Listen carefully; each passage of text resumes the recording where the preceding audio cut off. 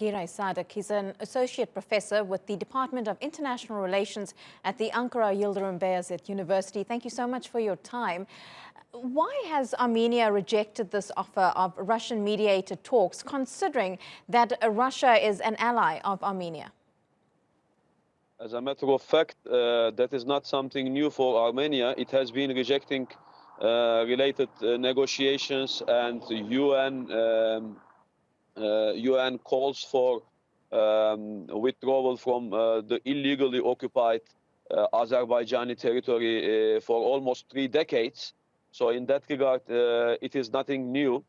And it's important to note that here we are not talking about a disputed land. We are talking about 20% of Azerbaijani territory illegally occupied by Armenians against the UN resolutions and therefore against international law. And recent remarks by French President Macron shows lack of consideration or lack of knowledge of this situation. I want to touch on those comments from the French president. I mean, yesterday he took quite a harsh line against Turkey, saying political statements made by Ankara were, quote, reckless and dangerous. Now, France is one of the countries involved in the Minsk group, and for years they've been trying to negotiate a diplomatic solution to this conflict that has taken place over the last 3 decades. Why now are we hearing this type of rhetoric from Emmanuel Macron?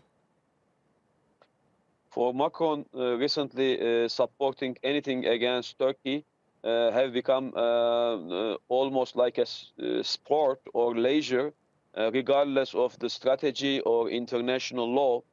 And by doing so, Macron is hurting, above all, the Minsk group, which France is a member, already ineffective Minsk group, but hurting whatever, robbing whatever legitimacy is left for the Minsk group and any other international organization which may provide some contribution to peaceful settlement, including the EU, NATO, and UN Security Council, which all France is a member.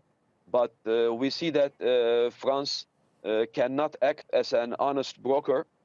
Let's hope that France is bigger than Macron, and those organizations are all bigger than France. Now, this is not the first time we've actually seen fighting between Armenia and Azerbaijan. Just a few years ago, fighting flared up for a few days, 4 days, I believe. But this now is the worst escalation since then. Right now, there doesn't really seem to be any sort of backing down from either side. How do you see all of this playing out?